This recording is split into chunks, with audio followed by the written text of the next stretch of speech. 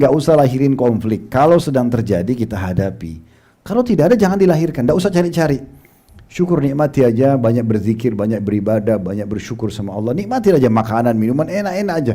Ya. Kalau lagi makan enak, terima gosipnya orang, akhirnya marah, makanannya jadi gak enak kan gitu.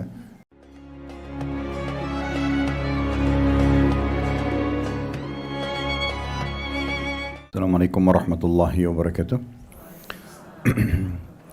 Alhamdulillah, tidak pernah berhenti lisan kita sebagai seorang muslim memuji dan memuja Allah subhanahu wa ta'ala atas segala nikmat yang Allah limpahkan kepada kita, terutama kita masih dijadikan sebagai seorang muslim dan mukmin, yang tentunya dengan itu kita jadi mengenal siapa Tuhan yang menciptakan seluruh alam semesta ini termasuk diri kita sendiri, dan juga apa tujuan kita berada di muka bumi ini, apa yang harus kita kerjakan, apa yang harus kita jauhi, dan apa yang boleh kita nikmati dan apa yang tidak boleh kita nikmati. Sebagaimana kita sudah tahu dalam agama Allah, dalam agama Islam ada halal dan ada haram. Dan itu sebuah kenikmatan yang luar biasa karena kita akan punya panduan hidup. Terlebih lagi Allah subhanahu wa ta'ala menghubungkan antara halal ini dengan thayyibah, yang berarti yang dibolehkan secara agama dan juga berkualitas tinggi. Kalau ayam asalnya halal untuk dikonsumsi, tapi di saat dia basi, dia bangkai, maka tidak boleh dikonsumsi lagi. Dan ini merupakan panduan hidup yang sangat luar biasa. Ini sebagai contoh saja dan nikmat yang tidak bisa terhingga yang harusnya kita syukuri. Terlebih lagi di akhirat dijanjikan dengan surga yang abadi. Oleh karena itu kita selalu bersyukur kepada Allah subhanahu wa ta'ala atas segala nikmat ini. Dan juga tidak kalah penting bisanya kita hadir dalam majelis ilmu seperti ini karena tujuannya untuk lebih mendalami lagi agama Allah subhanahu wa ta'ala. Selanjutnya kita panjatkan salam hormat kita kepada utusan Allah Nabi besar Muhammad sallallahu alaihi wa ala alihi wa sahbihi wasallam, sebagaimana Allah telah perintahkan kita untuk mengucapkan salam hormat kepada beliau dan tentunya berharap agar diberikan balasan sesuai yang dijanjikan.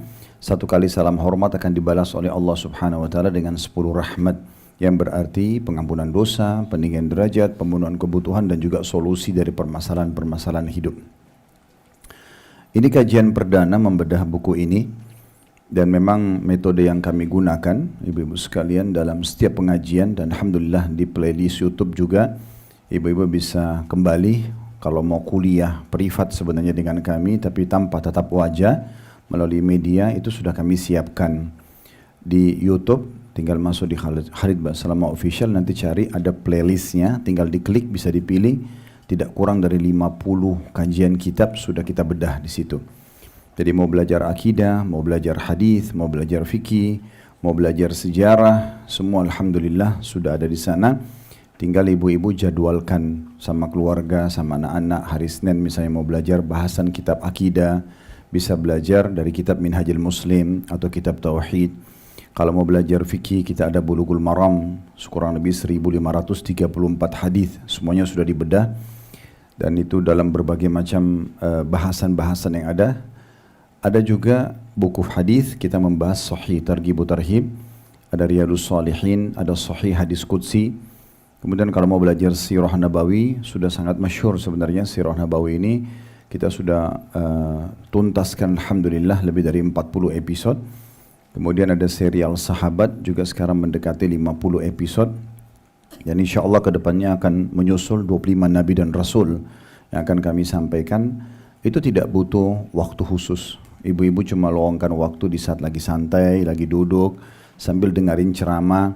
Kalau mau tidur, istirahat misalnya di malam hari, daripada sibuk dengan menonton sesuatu yang tidak mendatangkan manfaat secara keimanan, kan bisa tonton atau mendengarkan ceramah dengan berbagai macam variasinya ya. Cukup banyak, ada yang lain ada dosa-dosa besar, ada kajian buku-buku yang fokus kepada satu tema saja, kayak kita bahas sekarang ini kan buku kecil ini semua bahas tentang masalah sabar saja, kayak satu tema saja ya. Ada juga kajian khutbah Jumat dan cukup banyak kajian-kajian tabligh akbar di luar kota ataupun di luar negeri, semua alhamdulillah sudah kita upload dan tinggal di-download gratis. Kemudian Bapak Ibu bisa atau Ibu-ibu bisa dengarkan serta sebarluaskan. Itu manfaatnya sangat besar. Baik, dalam pembedahan buku, metode yang kami gunakan, kita akan tidak tergesa-gesa menyelesaikannya karena kita akan membedah dan mencari tahu mutiara-mutiara ilmunya. Jadi mungkin poin demi poin kita coba bahas pelan-pelan agar semuanya tuntas ya. Karena buku ini jangan dilihat kecilnya ya. Sekecil ini pun dia sampai ke penutup itu halaman 83. Ya. Jadi cukup panjang sebenarnya buku ini bahasannya, bermula dari halaman 1 di muqaddimah sampai halaman 83 di penutup ya. Nah, saya sarankan ibu-ibu kalau beli buku maka yang pertama dibuka plastiknya ya. Karena biasa orang beli buku nggak buka plastiknya. Kalau buku ini tidak ada plastik, alhamdulillah. Sampai seringkali banyak orang beli buku double-double karena tertarik dengan judulnya, sampai di rumah ditaruh nggak pernah dibaca ya. Kemudian yang kedua, selain judul yang kita perhatikan tentu akan menarik buat kita, makanya kita mau beli karena ada judulnya, selalu perhatikan daftar isi. Karena daftar isi itu dia menjelaskan kepada kita apa yang penulis ingin bahas. Semua karya ilmiah harus ada daftar isi. Di situ dijelaskan di daftar isinya ada selain pengantar, daftar isi, kemudian muqaddimahnya. Nanti kita akan fokus membahas masalah muqaddimah dari pendahuluannya ya. Karena pendahuluan ini penulis akan coba simpulkan apa yang dia ingin sampaikan 80 lembar ke depan ya. Jadi kalau ibu-ibu lagi nulis sebuah buku, itu di pendahuluan dia harus mewakili isi buku itu. Jadi kalau kita mau paham buku ini isinya apa, selain daftar isi, kita lihat juga muqaddimahnya ya. Itu dijelaskan ada 4 poin dalam muqaddimahnya: mentaati perintah Allah dan bentuk sabar yang paling sempurna, yang kedua wasiat yang agung, dan bekal yang paling pokok, kemudian hukuman berupa kerugian bagi orang yang tidak bersabar, dan pembahasan tentang sifat yang 4. Kemudian yang keempatnya, Anda tidak pernah menggapai kejayaan hingga Anda menelan kesabaran. Lalu mulailah masuk ke lembaran-lembaran yang beliau ingin bahas, menjadi inti bahasanya ada lembaran pertama sampai lembaran ke-8. Garis besarnya, lembaran pertama nanti definisi sabar dan pembagiannya. Kemudian lembaran keduanya sabar dalam Al-Quran Al-Karim, apa saja ayat-ayat yang menjelaskan tentang kesabaran dan memotivasi kita. Yang ketiga, sabar di dalam sunnah nabawiyah, dari hadis-hadis Nabi, ada hadis 1-10 nanti akan dibahas insyaAllah. Lembaran keempat, perkara-perkara agung tentang sabar. Lembaran kelima, contoh figur orang-orang sabar. Ini juga kisah orang-orang sebelum kita, bagaimana mereka melalui kehidupan mereka dengan sabar. Lembaran keenamnya, faktor-faktor yang merusak sabar. Ini saya masih baca daftar isinya ya. Diikutin gak ini? Oh iya. Baik. Lembaran ketujuh, sebab-sebab yang dapat membantu untuk tetap teguh bersabar. Dan yang ke-8, di antara buah-buah kesabaran, lalu penutup. Nah, kalau ibu baru beli buku, tidak kita bedah seperti ini, supaya mau dihabiskan. Siapa di sini pernah beli buku baca sampai habis? Ada? Masya Allah. Kalau ada bagus banget. Biasanya orang baca 2-3 lembar, 2-3 bab selesai. Ya, disimpan nggak dibaca. Nah, gimana caranya supaya kita, kalau seperti sekarang kan memang kita bedah nih, setiap pertemuan kita bahas sampai selesai, maka itu namanya bedah buku ya. Tapi kalau ibu-ibu lagi sendirian, caranya kayak tadi, daftar isi dilihat. Mana kira-kira dari judul ini yang paling mengkritik kita, mulai baca dari situ. Jadi kalau baca sendiri nggak usah dari lembaran pertama. Misalnya, oh lembaran ke-5 lebih menarik buat saya, contoh figur orang-orang sabar misalnya. Nah, kita baca dari situ. Nanti itu akan mendorong kita untuk membaca semua buku.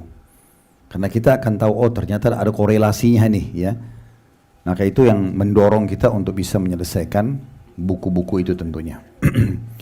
Baik, sebelum jauh kita membahas, di sini buku ini terjemahan tentunya. Ada di 2 lembar pertama. Kalau ibu buka 2 lembar pertama dari depan itu ditulis judul asalnya dari bahasa Arab ya, Safahat Minas Sabr. Safahat Minas Sabr itu kalau kita terjemahkan secara letter-let sebenarnya lembaran-lembaran dari kesabaran. Itu yang diinginkan oleh penulis. Maksudnya dia ingin membahas poin demi poin secara detail sabar itu, supaya kalau baca buku ini semuanya sudah faham dan setelah itu tinggal praktek. Nah gitu ya. Kemudian itu penulisnya ada Khalid bin Muhammad Al-Ansari, hafizahullah. Terus diterjemahkan dalam edisi Indonesia supaya lebih mudah difahami. Karena kalau dibilang lembaran-lembaran sabar mungkin orang tidak terlalu tertarik untuk membaca, maka boleh saja tentunya penterjemah mendatangkan judul yang penting tidak keluar dari esensinya ya. Yaitu di sini ditulis keutamaan dan buah manis sabar. Nah, dengan ini berarti kita kayak orang Indonesia lebih tertarik mau baca. Nah, memang seperti itulah kurang lebih ya. Jadi tidak harus letterlet. Dan ini diterbitkan oleh penerbit Darul Haq namanya.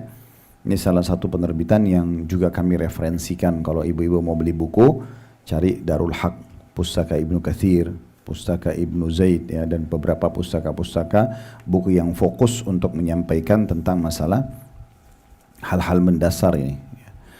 Baik Bapak Ibu sekalian, kita coba masuk dulu ke sebelum mukaddimah. Ada kata pengantar yang disampaikan oleh penulis. Di lembaran pertama pengantar itu setelah memuji Allah, ya, membaca 3 ayat yang paling mendasar tentang pentingnya orang bertakwa kepada Allah Subhanahu wa taala yang dijelaskan di dalam surah Al-Imran 102. Ya ayyuhalladzina amanu taqullaha haqqa tuqatih wa la tamutunna illa wa antum muslimun. Bisa dilihat ya di lembaran pengantar ya. Ayat pertama itu saya tidak bacakan paragraf pertama, tapi saya langsung masuk ke ayat pertama. Wahai orang-orang beriman, bertakwalah kepada Allah dengan sebenar-benar takwa kepadanya. Maksudnya tunduklah kepada Allah dengan sebenar-benar tunduk. Kerjakan perintah, tinggalkan larangan, kemudian nikmati yang halal, jauhi yang haram. Nah, itu ringkasnya masalah takwa. Nabi Muhammad SAW di setiap momen pentingnya, ibu-ibu sekalian, pasti beliau mengingatkan 3 ayat ini. Yang pertama, Al-Imran 102 tadi, bertakwalah kepada Allah sebenar-benar takwa. Dan juga dikatakan jangan sekali-kali kalian meninggal dunia kecuali dalam keadaan Islam. Ya, jadi apapun pelanggaran yang terjadi, segera kembali kepada Allah dan jangan sampai tinggalkan agama yang mulia ini. Ya. Karena ada satu tiket VIP yang bisa menyelamatkan seseorang di akhirat nanti, yaitu Islamnya. Walaupun dia pelaku dosa, misalnya dia masuk neraka dulu, toh nanti dia akan masuk ke dalam surga ya setelah dosanya bersih, selama dia tidak membatalkan keislamannya. Selanjutnya An-Nisa ayat 1, ya ayyuhan nasu taqu rabbakumul ladzi khalaqakum min nafsin wahidah wa khalaqa minha zawjaha wa batha minhuma rijalan katsiran wa nisaa'a wattaqullaha alladzi tasaaluna bihi wal arham innallaha kana 'alaikum raqiba.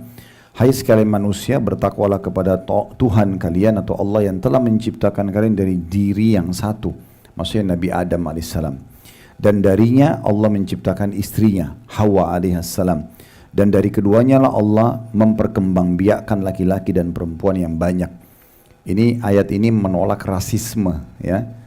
Kalau Islam mengajarkan nggak ada ini orang Arab, ini orang Melayu, ini orang bule, ini orang hitam, tidak ada. Semuanya sama-sama dari Adam. Tolok ukurnya orang itu beriman dan bertakwa sama Allah nggak? Gitu kan? Bilal itu orang berkulit hitam, mantan budak di masa jahiliyah, begitu masuk Islam dimuliakan oleh Nabi SAW, dinikahkan dengan seorang wanita Quraisy, diangkat menjadi muazzin Nabi. Bahkan di beberapa peperangan beliau menjadi panglima perang sampai di masa Umar radhiyallahu anhu. Ini pesannya di situ. Lalu dikatakan dan ini juga ada pesan pernikahan bertujuan untuk memiliki keturunan ya. Jadi muslimah harus faham. Jadi kita bukan seperti orang-orang non muslim yang sudah saya 1 anak saja ya, atau saya 2 anak saja. Selama Allah masih kasih kesempatan ibu melahirkan, itu amal jariah yang paling besar. Kata Nabi SAW, 7 hal yang akan paling banyak membawa pahala yang besar setelah meninggal. Dari 7 hal ini, selain tanah wakaf, sumur, segala macam, nomor satunya anak. Nomor satunya anak yang soleh dan soleha. Karena semua apa yang dia kerjakan akan kita panen pahalanya. Saya sekarang duduk sini ngajar Bapak Ibu sekalian, orang tua saya panen pahalanya, walaupun mereka sudah meninggal. Bahkan semuanya, cara jalan, cara berbicara, apa saja kan dari kecil kita ajar anak kita itu semuanya. Ya, jalan, ngomong, pakaian, semua itu akan terus jadi pahala per detiknya. Itu pahala yang sangat besar. Jadi makanya di sini dikatakan memang Allah ciptakan untuk memperbanyak keturunan. Ya, semua isu-isu negatif tentang orang nanti kalau melahirkan banyak akan ada penyakit, akan ada begini. Coba teliti secara ilmiah, jangan dengar begitu saja beritanya ya. Karena banyak sekali yang terbantahkan secara ilmiah. Itu ada bahasan sendiri, tapi saya masih datangkan pesan dulu dari ayat ini. Ini Nabi selalu ulangi, setiap ada momentum, ada pernikahan, ada khutbah Jumat, ada apa saja, Nabi pasti ulangi ayat-ayat ini kepada umatnya. Lalu diulangi lagi, dan bertakwalah kepada Allah yang dengan mempergunakan namanya kalian saling meminta satu sama yang lain. berdoa, dan peliharalah hubungan silaturahim. Semua yang punya hubungan kerabat, jaga hubungan baik dengan mereka, terutama dari orang tua, kemudian baru kerabat-kerabat secara umum. Sesungguhnya Allah senantiasa menjaga dan mengawasi kalian. Ayat yang ketiganya, Al-Ahzab 70 sampai 71 yang bunyinya, Ya ayyuhalladzina amanu taqullaha wa qulu qawlan sadida yuslih lakum a'malakum wa yaghfir lakum dhunubakum wa man yuti'illaha wa rasulahu faqad faza fawzan 'azima. Wahai orang-orang beriman, bertakwalah kepada Allah, ya, dan katakanlah perkataan yang benar, jujur dalam setiap lini kehidupan kita, walaupun pahit, ucapin yang benar, selesai. Nggak ada konsep bohong dalam Islam, ya. Lakukan, iya saya lakukan, maaf, selesai, kita perbaikin dan clear masalah di saat itu, ya. Kalau kita berbohong, maka akan ada bohong yang kedua, bohong yang ketiga, bohong yang ke-100, dan setiap ditanya masalah yang sama berbohong terus, berarti dicatat dosa terus. Tapi kalau kita jujur di awal perkara, memang ada masalah mungkin berat, tapi setelah itu selesai, karena kita sudah jujur, ya. Dan berapa banyak orang yang selamat karena kejujurannya, justru dimaafkan misalnya karena dia jujur. Niscaya Allah, kalau kita bertakwa kepada Allah, ya, dan juga berkata jujur, Allah akan memperbaiki kalian, bagi kalian amal-amal kalian. Kalau ada yang kurang, sholatnya ibu, puasanya, Allah perbaiki dengan itu, ya, Allah sempurnakan. Dan juga mengampuni dosa-dosa kalian. Barang siapa yang mentaati Allah dan Rasulnya, maka sungguh dia telah mendapatkan kemenangan yang besar. Jadi 3 ayat ini saya bilang kenapa kita sebutkan, supaya ibu betul-betul bedah buku ini dari awal, ya. Ini dari awal saya baca ini. Mungkin yang saya tidak baca cuma Bismillahirrahmanirrahim di lembaran pertama itu, ya. Jadi kita bahas semua nih, sama judul juga sudah kita sebutkan, penerbitnya sudah kita sebutkan, judul asli bahasa Arab yang sudah kita sebutkan, pengantar. Sekarang kita dengarkan pengantarnya penulis. Amma ba'd itu maksudnya selanjutnya, ya. Sesungguhnya sabar adalah salah satu kedudukan di antara kedudukan ubudiyah. Ibu tahu apa itu ubudiyah? Ibadah, ya. Salah satu kedudukan ibadah, berarti pendekatan diri. Ubudiyah artinya ibadah. Kalau ibu bawa pulpen, kasih garis bawah tulis ibadah gitu ya, biar paham, ya. Di antara kedudukan ubudiyah kepada Allah dalam pandangan Ahlus Sunnah wal Jamaah, ya. Itu tadi masalah keterangan ayat-ayat 3 tadi, ada footnote. Ibu kalau lihat di sebelahnya Al-Ahzab 70-71 ada angka 1 kecil nggak? Lihat, ya. Nah, di bawahnya itu ada keterangan. Ini adalah khutbah hajat, tanda kutip. Maksudnya ini yang selalu Rasulullah SAW sampaikan kepada para sahabat. Kemudian tadi perkataan Ahlus Sunnah wal Jamaah ada keterangan juga di bawah, ya. Mereka yang berpegang pada Al-Quran dan Sunnah sesuai dengan pemahaman sahabat. Lalu selanjutnya, dan ia adalah kendaraan seorang mukmin. Ibu pahami dulu, berarti ibu kalau sabar, ibu ibadah. Nah, itu dulu. Itu pesannya, ya. Itu di pengantar awalnya. Menulis ingin sampaikan, ibu kalau sabar, ibu dapat pahala. Kita itu ibadah. Jadi jangan bilang, oh sabar saya ada batasnya, saya tidak mau bersabar, berarti nggak mau ibadah. Nanti kita jelaskan lebih dalam, ya. Kenapa dia ibadah? Tadi kan sudah dijelaskan, ada lembaran tentang ayat-ayat Al-Quran, ada hadis-hadis Nabi SAW, ada kisah orang-orang saleh, ya. Jangankan kita, ibu-ibu sekalian, para nabi pun diuji. Dan ujian itu akan datang, ada yang standar semuanya sama, ada yang lebih berat, tergantung daripada kondisi, keimanan dia atau dosa dia. Nanti kita jelaskan, paparkan panjang lebar. Tapi semua orang, ada yang standar itu semua sama. Di sini contoh saya tanya, ibu-ibu ada yang tidak pernah flu di sini? Ada yang tidak pernah demam, sakit gigi, keseleo, ditipu orang, digunjing orang, difitnah? Pernah nggak punya masalah sama orang sama sekali? Ada standar, itu ujian namanya. Itu butuh kesabaran. Ada yang nanti levelnya tergantung imannya atau tergantung dosanya. Kalau tergantung imannya, misal kita lagi nggak ada apa-apa, kita lagi bagus-bagus saja, bagus hidup kita, pokoknya kita jaga hubungan baik sama orang, tapi ada saja orang yang tidak suka sama kita. Kita tidak ada masalah sama orang itu, bahkan kita tidak kenal. Nabi Muhammad SAW itu karena keimanannya sangat tinggi sampai Allah uji. Ada orang-orang munafik yang tidak suka. Setiap Nabi bentuk pasukan atau ambil satu keputusan, pasti mereka bilang, apa Muhammad ini? Masa di perang, waktu pergi perang Tabuk, Nabi SAW suruh sahabat semua berperang, itu 2 hari lagi mau panen kurma, dan itu pendapatan utamanya masyarakat Madinah. Tapi Nabi terima perintah dari Allah harus berperang di saat itu. Keluarlah semua orang-orang mukmin, Sekitar orang lebih 30.000 orang, yang orang munafik nggak mau keluar. Mereka bukan tidak mau ikut perang, mereka bilang, Muhammad apa ini ngajak-ngajak kita perang di musim panas? Kenapa nggak tunggu aja musim dingin atau teredah panas baru kita pergi? Maka Allah tegur mereka mengatakan, Qul naru jahannam asyaddu harra. Katakan, hai Muhammad, panasnya neraka itu lebih daripada panasnya udara ini. Tapi ada orang yang tidak suka sama beliau. Para Nabi nggak buat masalah. Ya. Di Mekah itu setiap hari Nabi SAW kalau keluar dari rumahnya, di depan pintu rumah, kayak kita rumah gini, depan pintunya pas ditaruh sampah semua. Oleh tetangga-tetangganya, Abu Jahal, Abu Lahab, Umayyah bin Khalaf, taruh sampah. Bukan ditaruh biasa, memang sengaja diserakan supaya tidak bisa lewat kecuali harus ngangkat sampah itu. Diuji. Nabi SAW orang imannya luar biasa. Siapa yang bisa mencapai ke tingkat iman Nabi gitu kan? Tapi Nabi pungutin sambil mengatakan, beginikah kalian bermuamalah dengan tetangga? Selesai. Habis itu Nabi anggap itu sebuah ujian dari Allah, ibadah akan dapat pahala. Clear.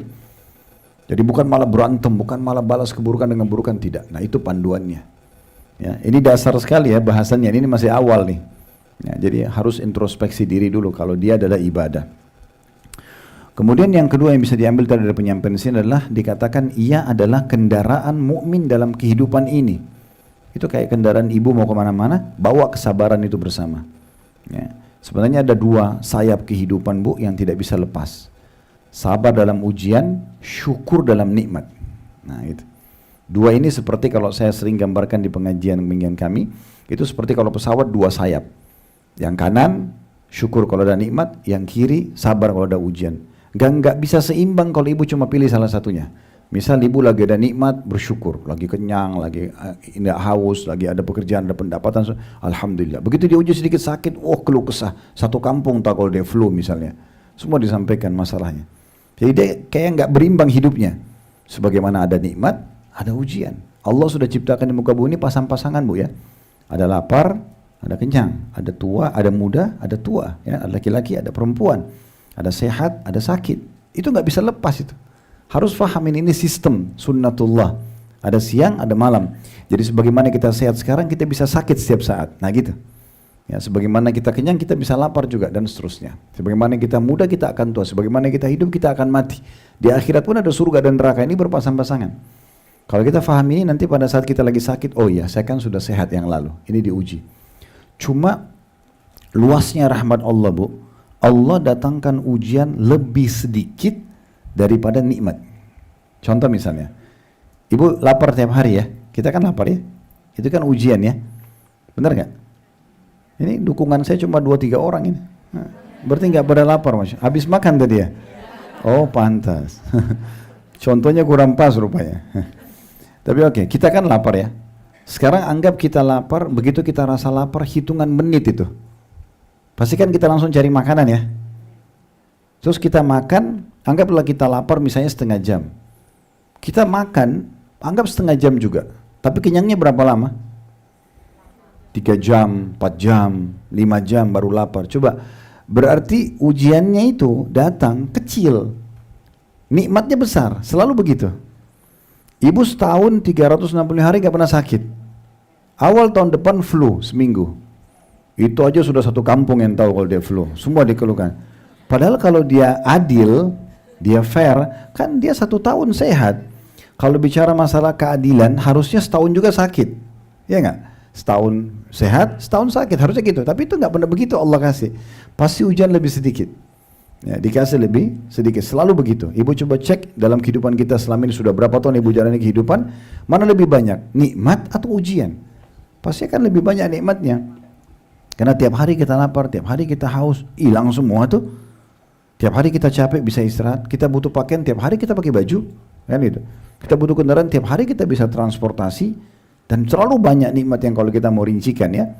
Oleh karena itu hati-hati sekali, jangan sampai sedikit ujian datang sudah seperti semua kebaikan Allah kasih dilupakan. Nah, ini nanti jauh dari ibadah tadi, ya gitu. Nanti kita akan lebih jauh bahas masalah itu. Jadi kalau ibu bangun pagi, flu, demam misalnya, itu flu lah, anggap flu. Jangan salahin AC, nggak ada gunanya. Oh AC-nya semalam saya terlalu kecilin misalnya. Dan harusnya 25 aja, tadi 16 jadi saya flu. Nggak ada hubungannya sama AC itu. Ujian lagi datang, ya. Jadi nggak usah salahin AC, nggak usah salahin suami. Misalnya kalau suaminya yang dingin AC-nya, Nggak usah salahin saya minum air es tadi pada saat mau bangun tidur, itu nggak ada hubungannya. Ya. Karena biar tidak minum air es, biar AC tidak dingin, kalau Allah takdirin flu harus flu pada pagi itu. Nah tugasnya sabar ya. Kita terima itu keputusan Allah, lalu kita ikhtiar, cari jalan keluarnya. Minum teh hangat, minum obat, konsultasi sama dokter, nah oke, itu sabar namanya. Ya, dan Allah subhanahu wa ta'ala dengan kemahadilannya Bu, pasti akan memberikan ibu perangkat-perangkat di saat ujian datang. Coba pekah deh, kita lagi sakit nih, ada pemikiran kita muncul untuk minum obat apa, ke dokter mana, dan termudahkan. Gitu. Saya pernah ketemu sama satu ibu pengajian, sudah sangat tua di salah satu pengajian dulu di Jakarta Pusat. Mungkin umur ibu itu sudah 80 tahun. Datang, Ustaz, saya lagi sakit, saya ke Jakarta ini karena saya mau berobat. Ada penyakit apa gitu disebutin sama dia. Tapi dokternya nggak ada, jadi saya kepikiran. Saya waktu itu sebelum jawab itu saya langsung berpikir, subhanallah ibu dia 80 tahun umurnya. Sudah sekian tahun Allah kasih nikmat. Dan sekarang di pengajian pun masih bisa hadir dan makan sama jemaah. Artinya ada ujian datang, tapi ujian ini untuk apa disampaikan? Seakan-akan mengeluhkan Tuhannya kan gitu. Beda kalau konsultasi pada ahlinya, itu betul. Ibu lagi ada masalah dalam agama, tanya sama ustadz atau ustadzah, cukup mereka saja. Atau sedang sakit, bicara sama dokter di ahlinya. Jangan bicara sama semua orang. Kalau kita sama semua orang seakan-akan kita keluhkan, nih Tuhan saya uji saya nih. Kan jadi gak sopan sama Allah kan gitu. Karena gak ada juga solusinya. Seperti setiap ada masalah selalu cerita sama ibu dan ayah misalnya. Itu kan membebankan mereka. Bisa masuk dalam bab durhaka nanti sama orang tua. Sedikit ada masalah sama suami, ibu, ayahnya semua tahu lengkap informasinya. Untuk apa? Kenapa gak dipecahin sama-sama? Kenapa gak bijaksana duduk? Cari ahlinya, kembalikan kepada agama Islam. Ini yang benar atau salah, ini harus Islam yang menilai. Baru kita jadi muslim yang benar. Siapa yang benar minta maaf, siapa yang salah memaafkan, buka lembaran baru. Clear, selesai. Yang lalu-lalu semua tutup. Ya. Terutama waya-waya bertengkar sama suami, hapus saja Bu. Ya. Kalau sudah saling minta maaf, hapus, jangan disimpan. 1 tahun lagi duduk minum teh sama suami enak-enak, kamu pernah buat ini. Kapan suaminya bilang? Ini buktinya. Masih disimpan. Jadi dia lahirkan konflik sendiri. Sudah dong, udah minta maaf selesai, clear, buka aja lembaran baru. Siapa manusia yang nggak buat salah? Kan gitu contohnya ya. Nah itu yang harus diperhatikan. Jadi ini kendaraan hidup kita. Ibu pergi ke satu toko mau beli pakaian, nggak ada, biasa aja. Ya udah cari baju lain. Ini 2 hari kepikiran. Toko itu dicerita terus, toko itu saya datang, habis bajunya, tanya pegawainya kapan datang lagi barangnya, kenapa habis, siapa pembeli terakhirnya, panjang ceritanya. Ini terutama ibu-ibu ya, karena selalu dominan perasaan. Datang ke restoran janjian sama suami, pas mau masuk restoran, ternyata restorannya tutup. Biasanya kalau laki-laki itu, kami laki-laki ini dominan akal. Akal itu masalah solusi ya. Jadi kalau pasti restoran tutup nih, pasti akan berpikir suaminya, udah kita cari restoran lain aja. Perempuan kadang-kadang enggak turun dulu tanya ketuk, kenapa Bu tutup? Apa masalahnya? Dan seterusnya. Nah itu contohnya. Padahal udahlah, sabar aja. Maksudnya kalau enggak dapat ya sudah cari yang lain kan biasa aja. Baju ini enggak dapat beli baju lain, makanan enggak dapat yang lain, kan gitu. Karena umumnya di muka bumi ini semuanya kemasan. Kemasan saja. Nih orang makan di daun pisang sama orang makan di piring emas. Bedanya apa? Kemasannya. Tujuannya? Makan. Kan sama aja. Jadi kalau nggak dapat makanan kesukaan ini, cari makanan yang lain. Biasa aja. Baju, kemasan. Kan gitu. Nggak dapat baju yang ini, cari baju yang lain. Masih banyak solusinya kan gitu. Nah seperti itu. Jadi ini kendaraan hidup Bu ya. Ini pesan yang beliau sampaikan nih. Dan harus difahami sabar adalah kendaraan seorang mukmin dalam kehidupan ini. Yang dengannya dia dapat melewati berbagai urusan yang sulit. Makan ibu sabar, ya udahlah nggak bisa ini ya sudah, nggak bisa makan sana ya udah, dapat baju ini ya sudah, mudahin aja. Maka makin mudah dia melalui kehidupan. Dan dengannya ia dapat membangun kejayaan atau nama harum pribadinya. Orang kalau tidak banyak konfliknya, tidak banyak keluh kesahnya, itu harum namanya. Ya, orang muslim itu Bu harus menjadi orang yang tidak diketahui masalahnya. Ibu jalan, biarkan orang nilai ibu ini orang yang paling sempurna. Iya, nggak pernah keluh kesah, nggak pernah ngomong sama orang. Ngobrol biasa aja, apa kabar sana. Jadi nggak usah kita, oh kamu mau dengar nggak ceritaku? Wow, mulailah curhat tuh, 3 jam, 4 jam cerita sama orang. Kalau di depan kita ini orang yang kita cintai, misalnya orang tua kita nih ya, kita tambah beban buat mereka. Mereka kepikiran masalah kita. Dan banyak anak-anak gitu sudah berumah tangga, ribut sama suaminya, sama istrinya, sampaikan orang tua. Begitu baikan nggak disampaikan, orang tua kepikiran terus tuh. Kan masuk dalam bab durhaka itu. Tiba-tiba orang tuanya dengar, oh sudah safar sama-sama. Padahal tadinya sudah mau cerai ini ceritanya, kan gitu. Ini kan beban. Tapi kalau yang kita ceritakan di depan kita itu musuh, orang yang ibu baru kenal, biasa baru di pengajian begini, mau dengerin nggak curhatan saya langsung. Minta nomor telepon langsung cerita. Buruk suaminya, buruk pembantunya, buruk kendaraannya. Ini satu waktu bisa jadi musuh. Karena kan kita baru kenal. Dan ibu kalau temukan ada orang baru kenalan sudah ceritakan keburukan, terutama tetangga bantalnya, suaminya, jangan berteman dengan dia. Satu waktu ibu pasti akan digosipin juga sama dia. Ya, jadi orang mukmin itu tidak begitu. Ngobrolnya itu konsultasi hanya sama ahlinya. Curhat, Ustaz saya mau curhat kan masalahnya bebannya berat. Wudu, sholat, curhat sama Sang Pencipta Allah. Karena kalau kita ada nikmat yang ciptakan kita Allah, yang ciptakan nikmat Allah, yang bisa menambahnya hanya Allah. Gak usah minta sama manusia. Kalau kita lagi ada masalah yang ciptakan kita, Allah yang ciptakan masalah itu, Allah yang bisa kasih jalan keluar, hanya Allah. Kayak gitu. Makanya para nabi-nabi, para orang-orang saleh, nanti kita dengar kisah-kisahnya ke depan luar biasa mereka. Masalah apapun langsung kembali kepada Allah. Para salafus saleh itu, Bapak Ibu sekalian, kalau sendalnya putus, langsung angkat tangan ke langit, ya Allah sendal saya putus gantikan. Minta sendal sama Allah. Ya, mereka mau makan, tidak ada makanan, ya Allah berikan saya makanan. Nanti baru kemudian ikhtiar. Jadi selalu sama Tuhannya dia minta. Masalahnya kita kadang-kadang Bu, karena belum faham masalah ini, kita mau minta sama Allah, nanti kalau sudah mentok sama manusia, udah 30 dokter datangi gak sembuh-sembuh, baru sholat malam, baru umroh, baru minta sama Allah. Kita diajarkan dalam Islam Bu, berdoa dulu baru aktivitas. Berdoa sebelum makan, berdoa sebelum tidur, berdoa sebelum keluar rumah, berdoa sebelumnya. Libatkan Allah dulu, baru gitu loh. Kan gitu. Baru kita libatkan manusia. Kalau ibu jadikan Allah nomor 1, Allah datangkan nanti orang-orang yang bantu ibu. Allah punya cara. Coba deh sebelum ke dokter, ya Allah engkau telah uji aku dengan penyakit. Antara ibu sama Allah saja. Ya Allah engkau telah jadikan ujian ini datang pada hamba, memudahkan hambamu sembuh. Mudahkan dokter yang terbaik, resep terbaik. Nanti Allah kasih panduan tuh, dokternya cocok bener. Kan gitu. Tapi kalau kita tinggalkan Allah, kita pergi dokter ini, sibuk ngobrol sama dia, nanti nggak mentok. Akhirnya Allah juga buat dia kembali kepada Allah juga. Hanya ketemu sama satu orang, kenapa kau nggak sholat tahajud, kenapa kau nggak sedekah aja? Dari awal itu. Harusnya mulai dengan itu yang lain semua jadi mudah. Ini resep sederhana ini. Tapi jarang orang mau berpikir ke sana. Jadi sebenarnya jarangnya kita berkeluh kesah pada manusia itu menjaga nama harum kita. Ya, karena ada juga gunanya. Kita bicara sama orang yang kita cintai, beban buat mereka. Kita bicara dengan orang yang tidak mencintai kita, baru kenal, ini masih bisa jadi musuh. Ada orang, maaf ini bahasa saya supaya mudah difahami. Ada orang jalan Bu, seperti maaf tanpa busana. Semua orang tahu masalahnya. Karena semua orang diceritakan. Dia sama si fulan, saya mau ada masalah, kamu cerita, tapi jangan cerita sama orang ya. Tapi semua orang digituin. Jangan cerita sama orang, jangan sama orang. Dia sendiri yang sebarin. Jadi ibu kalau tersebar berita tentang ibu nggak usah khawatir, nggak usah cari-cari siapa penyebabnya. Ibu yang cerita mulainya. Kalau kita nggak cerita, masa orang tahu kan gitu. Nah, coba sih yang terbaik, coba wudu, duduk di mukena, sujud, tuangkan, nangis sama Allah. Ya Allah, engkau telah menguji hambamu ini, mudahkan hambamu bersabar, berikan pahala, jadikan penyebab pembersihan dosa, berikan solusinya, gitu-gitu ya.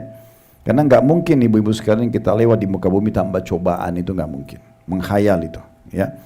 Karena itu sunnatullah. Baik, di sini beliau mengangkat perkataan syair ya, wa bisabri yubna kullu majdin wa yurtaqa. Wabisabri yu'na kullu sa'bin minal amr.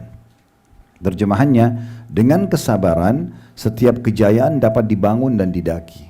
Orang sabar mengejar prestasinya, mengejar target-targetnya, mengejar tujuan dia ya. Semua itu dengan dia sabar, dia tetap gigih melaluinya walaupun ada ujian-ujian, dia akan sampai ke itu. Dan dengan sabar pula setiap perkara yang sulit dapat ditundukkan. Tadi dengan cara mudahkan ya. Gak dapat ya sudah. Oh bukan rezeki saya. Udah cari yang lain aja, gitu aja. Mudahin aja. Kan gitu. Ada sebuah hadis ibu bisa jadikan pegangan menarik Bu ya. Kata Nabi SAW, Allah tidak akan mewafatkan satu jiwa sampai semua rezekinya akan disempurnakan. Kalau rezeki yang di rumah ini misalnya, sahibul bait tuan rumah sekarang Masya Allah siapin makan dan minum. Ini sudah dicatat di Lauhul Mahfuz sebelum ibu diciptakan. Rezeki satu suap makan dan satu teguk air ini sudah Allah catat. Ibu pasti datang sini, ibu pasti makan itu. Gak akan pindah ke mulutnya orang lain, gak akan. Gak ada namanya rezeki kita diambil orang lain, itu gak ada. Makanya Hasan Basri berkata jadi ini hadis luar biasa.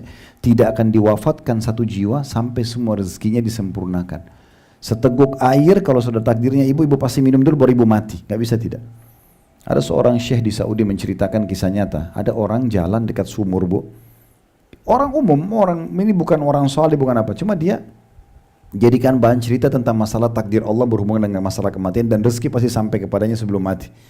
Dia jalan, dia pegang pinggiran sumur itu terus jatuh ke dalam. Begitu dia jatuh, dia teriak-teriak minta tolong. Ada orang lewat, bantu dikeluarin. Bisa ditanya, kenapa kamu? Dia ceritalah sama dia, tadi saya cuma pegang, saya jatuh. Seperti manusia bisa kalau ditanya kenapa terjadi, dia cerita. Habis itu orang-orang kesian kasih dia sebotol air, dia minum.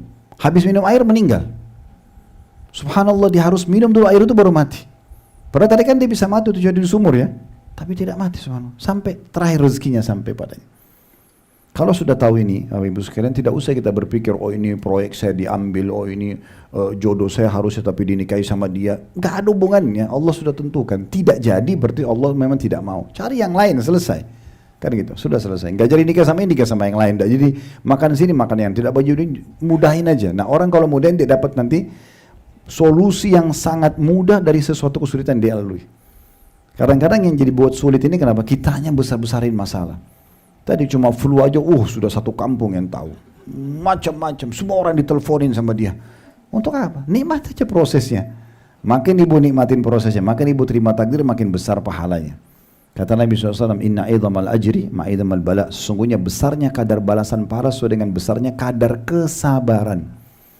Nah termasuk yang mengikis pahala itu keluh kesah. Semua orang disampaikan masalahnya. Ini kalau ada yang bertanya, lalu bagaimana Ustaz kalau sama suami misalnya? Kalau ibu berpikir suami itu memang dia adalah solusi, maksudnya dia bekas sesuatu, mungkin dia ahlinya, atau memang kita ada masalah berhubungan dengan masalah suami. Kayak misalnya mau bantu keluarga, kita memang butuh tambah nafkah, ya tidak ada masalah, karena dia memang orang yang tepat. Mirip kita kalau sama dokter tadi misalnya kalau sakit, atau ustadz kalau masalah agama, itu nggak ada masalah. Tapi jangan semua orang, jangan semua orang. Selanjutnya dikatakan, karena itu alangkah butuhnya seorang hamba mukmin kepada kesabaran, terutama di zaman ini di mana banyak terjadi fitnah dan tipu daya. Orang yang bersabar padanya dengan berpegang teguh pada agamanya adalah bagaikan orang yang menggenggam bara api. Sebagaimana disebutkan dalam sebuah hadis Abu Tha'labah Al-Khurshani radhiyallahu anhu bahwasanya Nabi SAW bersabda, "Inna min waraikum ayyamas sabr." As-sabru fihinna kaqabdi 'alal jamr walil 'amili fihinna ajru 50 rajulan ya'maluna mithla 'amalikum. Qalu ya Rasulullah ajru 50 minna aw minhum? Qala bal ajru 50 minkum. Sebelum saya baca terjemahan dulu, ini maknanya dalam sekali paragraf ini ya. Jadi ibu kalau baca ada penyampaian tentang sebuah petua, wasiat, coba diulang-ulangi dulu apa yang saya bisa ambil dari pesan itu supaya jangan berlalu begitu saja, sayang gitu ya. Di sini bahasanya luar biasa. Beliau mengatakan alangkah butuhnya, itu di halaman sebelumnya tadi ya. Alangkah butuhnya seorang hamba mukmin kepada kesabaran, terutama di zaman ini di mana banyak terjadi fitnah dan tipu daya. Makin canggih teknologi kita kan makin mudah ditipu ya. Orang bisa melalui WA, melalui media sudah bisa nipu orang. Ya, transfer uang ternyata salah dan segala macam. Itu zaman fitnah. Begitu juga dengan ya, banyaknya hal-hal yang terjadi fitnah-fitnah itu kayak godaan-godaan yang datang sehingga mengganggu iman seorang mukmin. Nah itu dibutuhkan kesabaran. Nanti akan kita lebih dalam bahas, tapi saya kasih sekarang bocorannya. Sabar itu dalam 3 hal Bu ya. Sabar dalam 3 hal. Yang pertama sabar dalam mengerjakan ketaatan. Jadi untuk ibu duduk dalam majlis ilmu seperti ini sabar duduk gitu. Memang sabar. Orang bangun sholat malam sabar. Harus uduk dulu, harus hadap kiblat, tutup aurat, ada bacaannya, ada tata caranya, nggak boleh salah gitu kan. Rakaatnya jelas, bacanya jelas, nah baru diterima. Kalau enggak. Memang harus sabar dalam mengerjakan ibadah. pergi haji dan umroh, keluarin uang, naik pesawat 9 jam, ya, belum harus ke kemah, jumroh dan segala macam. Banyak ya. Dalam ibadah butuh kesabaran. Ya, termasuk dalam masalah jihad, orang-orang pergi berperang. Semua ibadah itu butuh kesabaran karena untuk mengerjakannya butuh kesabaran. Kita mau bersabar. Yang kedua, sabar dalam meninggalkan dosa. Jadi setiap kita pasti punya peluang berbuat dosa. Pasti ada tawaran untuk berzina, tawaran untuk mencuri, tawaran untuk membunuh, tawaran apalah menipu. Dalam hidup kita terlintas gitu kan. Tapi kita sabar, tolak. Oh nggak boleh, Allah haramkan, saya nggak mau. Selesai. Ada salah satu orang yang pernah datang, seorang laki-laki, berbicara sama saya konsultasi. Kemudian dia bertanya banyak hal hukum. Satu waktu dia sempat ucapin kata-kata ini. Dia bilang begini, alhamdulillah saya tidak sebut namanya, cuma mengambil pelajaran ya. Dia bilang, tapi ada masalah saya satu, Ustaz, saya mau ucapin tapi saya berat gitu. Cuma karena saya baru, saya bilang silakan sampaikan. Kalau saya masih mampu untuk berikan solusinya silakan. Yang penting masalah agama. Dia bilang iya. Terus dia bilang, saya ada kecenderungan pada sama jenis. Ya. Dia bilang gitu, saya sesungguhnya sama jenis. Bagaimana saya memecahkan masalah ini? Saya tahu itu tidak boleh, gitu kan? Dan saya juga coba melawannya. Karena itu dia nunda-nunda tidak menikah-nikah. Tapi saya tidak tahu apakah dia sudah sampai tingkat homo atau tidak, nggak tahu. Tapi dia bilang gitu. Gimana caranya Ustaz? Saya bilang yang paling pertama, fahami dulu itu haram dalam agama. Itu dulu. Tahu haram. Dan semua yang haram pasti ada hukumannya. Baca ancaman. Gimana caranya kita untuk meninggalkan satu perbuatan dosa? Misalnya kita biasa bohong atau kita biasa menipu, kita biasa apa? Bagaimana caranya kita tinggalkan dosa itu? Baca ancamannya. Kalau sekarang masa kita kan tinggal ketik di Google ancaman berbohong, ancaman menipu, ancaman ini dan itu. Kemudian kalau mau visual dan audio bisa di TikTok, di Facebook segala macam, itu kan bisa di Instagram, bisa dilihat. Nanti kita akan kalau dengar 1-2 ceramah, baca 1-2 artikel, kita akan termotivasi untuk meninggalkannya. Sebagaimana juga kalau kita ingin rajin mengerjakan sebuah ibadah, kita harus membaca keutamaannya. Saya ibu mau rajin sedekah. Jangan sedekah dulu kecuali baca keutamaannya. Jadi ibu tahu ibu dapat apa. Karena semua ibadah pasti ada janji Allah. Pasti ibu dapat sesuatu. Ibu mau sholat 5 waktu, ibu mau bakti sama orang tua, mau jenguk orang sakit, mau apa saja. Semuanya baca dulu keutamaan. Tinggal ketik di Google keutamaan bakti sama orang tua, keutamaan sedekah. Baca sebentar aja, 5 menit. Dengarin potong-potongan ceramah. Kalau yang pendek-pendek biasa di Instagram. Ceramah kami udah banyak sekali, ratusan, mungkin sudah ribuan ceramah bisa dinonton. Banyak potong-potongan 1-1 menit tuh banyak sekali. Karena biasa kita ceramah gini sejam 2 jam, nanti dipotong-potong oleh teman-teman tim. Bisa dengarin. Habis itu nanti kita akan terdorong untuk mengerjakan ibadah itu. Nah seperti itulah gambarannya. Jadi saya bilang fahami itu adalah haram dalam agama. Dan haram itu berarti akan ada konsekuensi hukuman. Mirip kalau kerja di satu perusahaan, kapan seseorang itu menjadi pegawai yang berprestasi, ikutin semua SOP kantor, dapat yang dijanjikan, gajinya, bonusnya segala macam. Tapi kapan dia ugal-ugalan, dia datang telat, gak kerjain pekerjaan, maka dia sangat, kan itu pelanggaran, dia sangat dekat dengan hukuman. Minimal dapat surat peringatan 1, 2, lama-lama akan di PHK. Namanya rusak, hilang pekerjaan dan seterusnya. Nah itu sistem kecil di manusia. Begitu juga dengan sistem yang Allah buat. Ibu juga perlu garis bawahi satu hal ya. Kalau kita melakukan satu pelanggaran, kalau kita buat satu kebaikan, kita sedekah misalnya, itu balasannya berlipat-lipat. Kita sedekah 10.000 rupiah, mungkin dengan itu Allah kasih kesehatan 1 tahun. Tidak pernah Allah balas 10.000 nanti Allah datangkan rezeki 10.000 itu nggak pernah. Pasti berlipat-lipat karena Allah bilang innallaha yarzuqu may yasha' bighairi hisab. Allah kalau kasih rezeki orang tanpa ada hitungannya, ya. Tapi sama, kalau orang buat dosa, itu nggak ada satu dosa, kemudian misalnya 1 kali bohong, oh berarti dihukum dengan 1 kali cambukan. Enggak. Itu bisa sampai 1 tahun kita masalah. Ribut sama suami, ribut sama istri, pekerjaan tidak jalan, itu karena hanya 1 dosa tadi. Pernah dengar kisah Nabi Musa AS dalam Al-Quran digambarkan waktu beliau jadi anak angkatnya Fir'aun, satu waktu masuk di pasar Mesir, kemudian dia temukan ada orang lagi berantem, satu Bani Israel, satu dari suku Kipti orang asli Mesir. Nabi Musa mau pisahin, tapi rupanya yang dari Mesir ini mulutnya terlalu tajam, nyaci maki Nabi Musa segala. Sama Nabi Musa waktu dipisah dia mau melawan, ditonjok sama Nabi Musa. Nabi Musa tidak niat membunuhnya ya, cuma tonjok. Apa kata Allah dalam Al-Quran? Lalu dengan pukulan Musa orang itu mati. Dengan matinya orang ini tanpa disengaja oleh Nabi Musa, tapi memukul itu sudah satu pelanggaran. Apa kata Allah? Wa fatannaka futuna. Setelah itu kami uji kamu dengan ujian-ujian yang banyak karena itu. Jadi fahami nih, jangan jadi orang yang mau melanggar anggap dosa itu gampang, enggak. Konsekuensinya berat. Ya, udah baik-baik saja. Jadi orang soleh dan soleh itu yang 100%.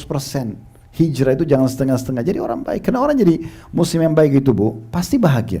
Karena disuruh jujur, amanah, tanggung jawab, bakti sama orang tua, jenguk orang sakit, bersedekah. Semuanya baik-baik dan ada janjinya. Orang yang dilarang dalam agama, seperti bohong, menipu, membunuh, mencuri, menggunjing, ini semua berat. Dan ini akan ada ada hukumannya. Dan ini tidak baik. Untuk apa? Gitu. Jadilah seorang muslim yang baik. Nah seperti itu gambarannya. Nah tapi dikatakan di sini, cuman orang kalau berpegang teguh pada yang seperti ini, biasanya dia seperti menggenggam bara api. Ibu sekarang kalau di satu komunitas nih, orang suka bohong, ibu jujur sendiri. Kita kayak dilecehkan. Beberapa teman-teman yang kerja di kantor-kantor ngeluh sama saya di pengajian, Ustaz, kita ini sudah jujur, kita amanah, tapi ada saja kadang-kadang dititipin amplop di atas meja, disuruh ambil. Dari mana uangnya enggak tahu. Ambil atau enggak Ustaz? Jangan. Kalau selain gaji antum jangan diambil, karena itu kan syubhat.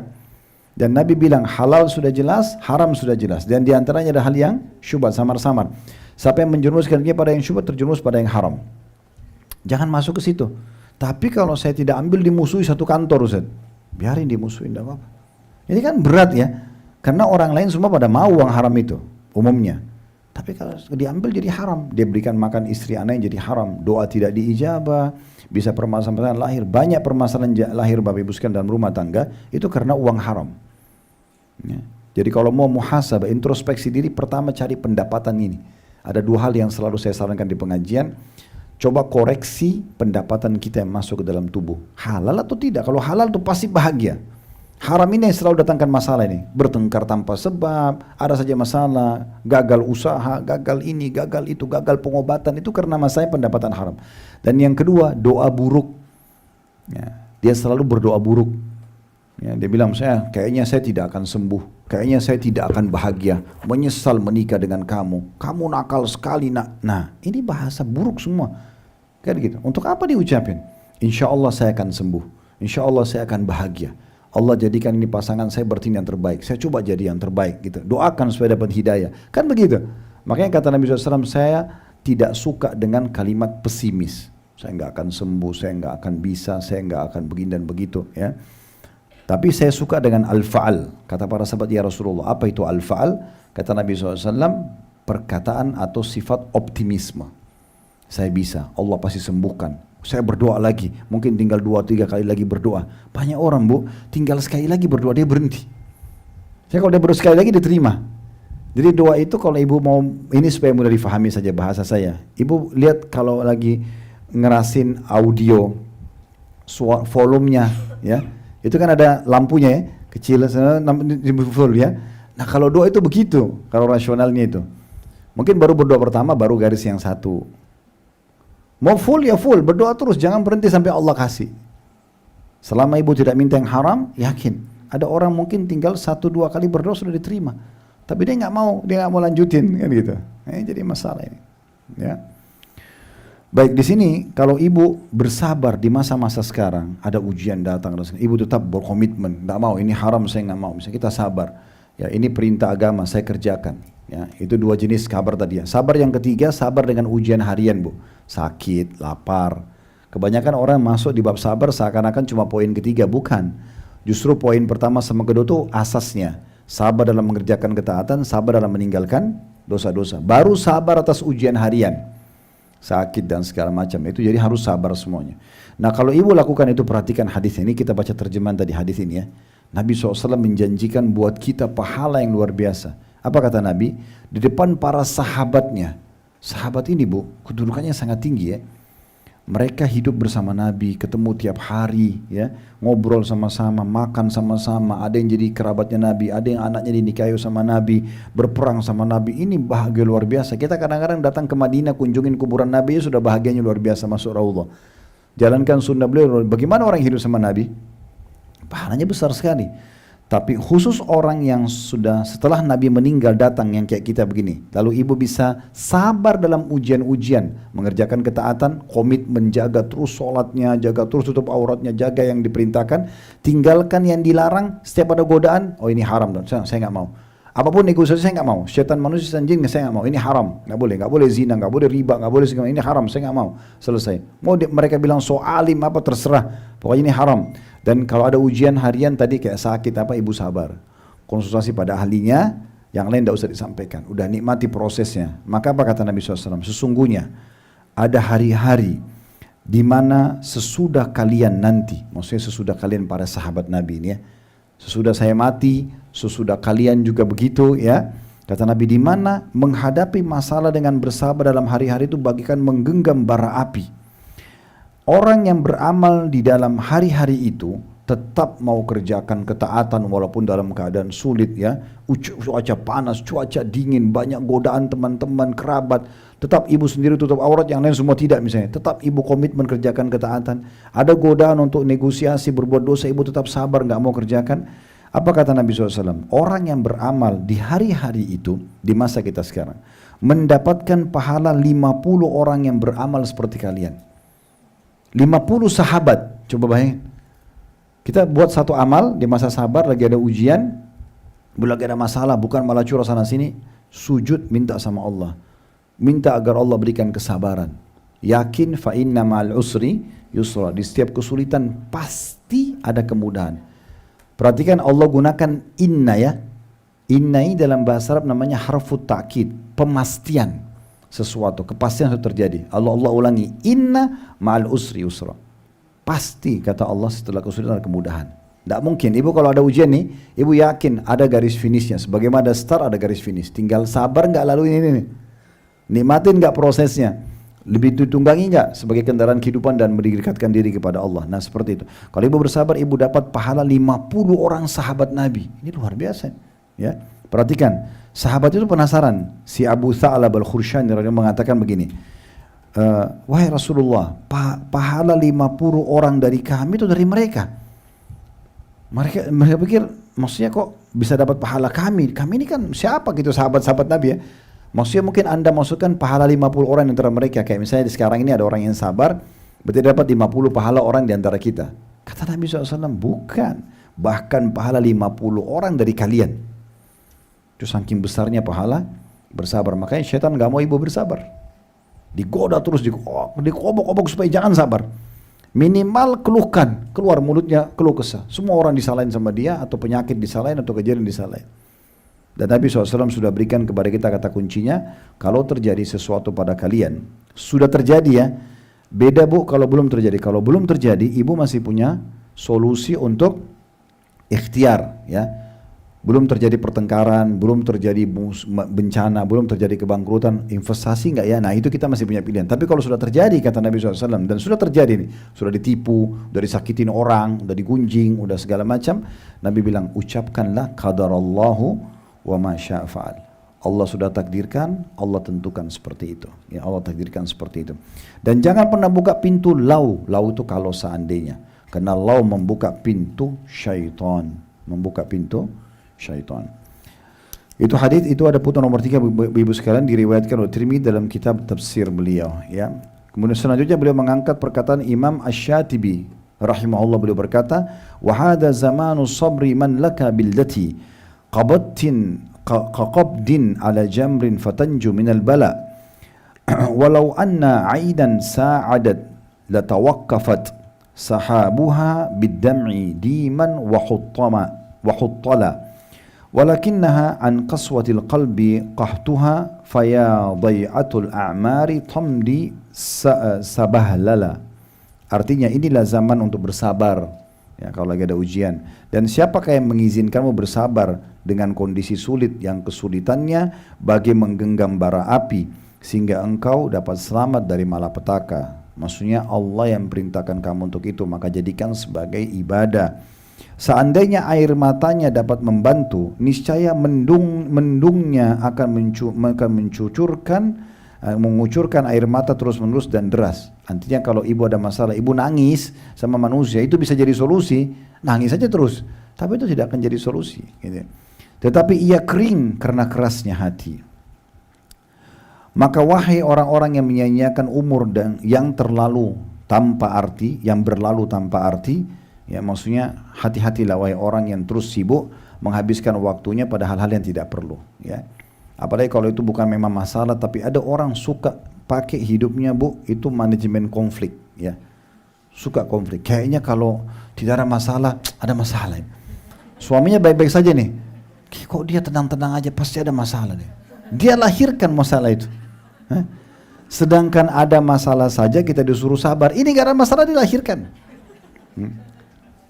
Itu teman saya hilang lama gak ada beritanya. Pasti ada sesuatu yang dia rahasiakan. Misal. Kenapa? Lucu gitu ya. Tidak ada masalah lahirkan masalah gitu.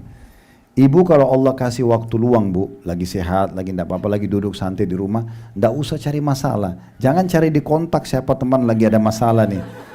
Kamu ada masalah apa, curhat aja. Kenapa? Zikir, baca Quran, dengerin ilmu, dengerin edukasi kesehatan kah, informasi. Untuk apa dengar curhatannya orang? Kalau dia cerita tentang suaminya, ibu ikut-ikutan. Memang tuh suami kamu gitu. Nah, ibu masalah sama suaminya loh. Ya. Kadang-kadang ada orang subhanallah masalah sama satu orang, dia buat masalah sama banyak orang. Ibu kalau lagi masalah sama suami, insya Allah tidak ada. Tapi kalau masalah sama pasangan misalnya, cukup sama dia saja. Jangan bawa-bawa orang tuanya. Ibu kalau masalah sama dia, berarti cuma sama dia. Kalau ibu clearkan, alhamdulillah saling memaafkan, clear. Nggak dibawa di akhirat kan. Tapi orang tidak. Memang ibu ayahmu itu. Musuhnya jadi 3 sekarang. Nah. Kalau cerai nggak sempat minta maaf, 3 orang musuhnya hari kiamat. Ini sudah cukup habisin pahala dia. Memang keluarga kamu itu. Nah, kalau keluarganya 300 orang, kan ini masalah. Atau nikah sama orang asing. Misalnya ada orang Amerika nikah sama Indonesia. Lalu dia bilang, memang orang Indonesia itu 278 juta dia siap berhadapan hari kiamat nanti. Kebodohan kadang-kadang. Jadi kalau tidak ada masalah, nggak usah lahirin konflik-konflik, nggak usah. Saya titip pesan juga poin penting Bapak Ibu sekalian. Ini sebagai penutup. Kali ini kita baca kata pengantarnya saja. Ya karena memang sudah sangat padat ya. Ya. Ibu fahami poin penting ya. Nabi Muhammad SAW bu, setiap hari. Kalau habis sholat duha, beliau sudah mandi, udah bersih, biasanya beliau keliling ketemu sama teman-temannya kan. Begitu buka pintu, perkataan pertama Nabi begini para sahabatnya. Jangan ada yang menceritakan keburukan sahabatku. Karena aku ingin bertemu dengan mereka dalam kondisi lapang dada. Itu pesan pertama Nabi kepada sahabat. Jadi nggak ada yang cerita. Ya Rasulullah sudah tahu si fulan belum? Si fulan tahu. Kita kadang-kadang buka WA pagi-pagi baru buka. Sudah tahu belum? Sudah tahu. Informasi buruk tentang rumah tangganya orang, pembantunya. Untuk apa?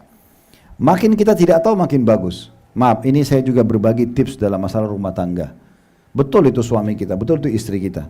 Tapi kalau ibu dan bapak tidak banyak tahu tentang pasangan, apalagi masa lalunya, itu bagus, gak usah dikorek-korek. Sekarang ini suami saya, ini istri saya, udah sekarang berjalan, saya tahu dia orangnya baik, selesai. Jangan lagi dulu tenang-tenang, saya mau kau bersumpah atas sama Allah, pernah gak kau berzina? Kalau tidak, saya gak mau bergaul dengan kau. Baik, kalau dia bilang, iya saya sudah zina 100 kali, gimana?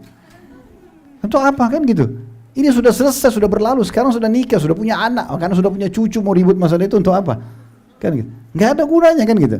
Jadi jangan pakai manajemen konflik. Ini manajemen gagal di Amerika. Ya, saya pernah waktu S2 nulis makalah tentang itu. Saya masuk di manajemen pendidikan, kebetulan saya yang dapat itu. Apa ini manajemen konflik gitu? Saya coba cek dari banyak referensi. Ternyata itu dibuat oleh beberapa pakar ekonomi yang ada. Itu menurut yang saya pelajari waktu itu ya. Beberapa pakar ekonomi di Amerika, mereka mau kembangin sebuah manajemen dalam perusahaan. Kemudian dia bilang, ya mereka bilang, kalau perusahaan itu jalan tidak ada konflik, yang berarti tidak sehat. Jadi dalam sistem itu mereka sengaja ajarkan agar ownernya lahirkan konflik. Kayak sengaja taruh dompet, uji jujur enggak ini pegawainya. Kayak ibu di rumah misalnya sengaja tes pembantu taruh uang jujur nggak sih? Untuk apa tes orang? Kalau udah ketahuan dia lakukan, tegur kan gitu. Kalau nggak lakukan untuk apa? Mungkin dia tidak pernah mencuri tapi karena ibu giur kan jadi mencuri kan gitu. Apa yang terjadi di Amerika itu dibuat begitu. Jadi kadang-kadang ownernya itu dianjurkan buat konflik antara 2 pegawai bu. Supaya ini curiga yang ini. Jadi dia selalu dapat informasi apa yang dia tidak tahu gitu. Seperti itu. Ibu tahu itu gagal di Amerika. Kenapa gagal? Karena mayoritas pakar ekonomi lain membantah itu. Nggak boleh. Tapi banyak umat Islam pakai ini. Manajemen konflik nggak ada gunanya. Jadi nggak usah lahirin konflik. Kalau sedang terjadi kita hadapi. Kalau tidak ada jangan dilahirkan. Nggak usah cari-cari. Syukur, nikmati aja, banyak berzikir, banyak beribadah, banyak bersyukur sama Allah. Nikmati aja makanan, minuman, enak-enak aja. Ya, kalau lagi makan enak, terima gosipnya orang, akhirnya marah, makanannya jadi nggak enak kan gitu. Ya, seperti itulah. Baik, terakhir beliau tutup dengan berdoa. Kami mohon kepada Allah agar dapat mendatangkan manfaat dengannya, maksudnya dengan buku ini. Dan agar Allah mengikhlaskan niat bagi kami dalam berkata dan berbuat. Sungguhnya Dia adalah yang maha menangani semua itu dan yang maha kuasa atasnya. Jadi maksudnya di sini beliau memberikan satu pesan juga ya Bu. Ibu kalau mau apa-apa berdoa sama Allah, berdoa. Nabi Ibrahim sama Nabi Ismail AS waktu membangun Ka'bah itu perintah Allah ya. Mereka masih mengatakan setelah bangun Ka'bah, jelas dua nabi dua-duanya ikhlas. Mereka masih mengatakan Rabbana taqabbal minna innaka antas samiul alim. Wahai Tuhan kami, terimalah dari kami karena Engkau Maha mendengar dan Maha mengetahui. Wa tub alaina innaka tawwabur rahim. Terimalah taubat dari kami, sungguhnya Engkau Maha menerima taubat hamba-hambamu. Ya. Di sini beliau baca salawat pada Nabi SAW dan beliau mengatakan buku ini ditulis di Mekah. Di Makkah Mukarramah malam Jumat. Waktu tulis kata pengantarnya. Ditulis ada tanggalnya 25 bulan 5 1414 Hijriah. Kita sekarang berapa Hijriah? 1446 ya. Jadi sudah sekian puluh tahun yang lalu ditulis buku ini ya. Ditulis oleh seorang yang sangat butuh kepada Allah, Abul Asim Khalid bin Muhammad bin Salih Al-Ansari ya. Jadi nanti ke depannya insyaallah kita akan masuk ke muqaddimahnya ya. Ini pendahuluannya. Silakan kalau ada pertanyaan.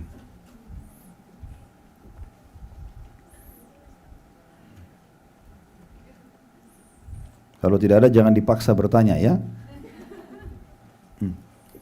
Ada?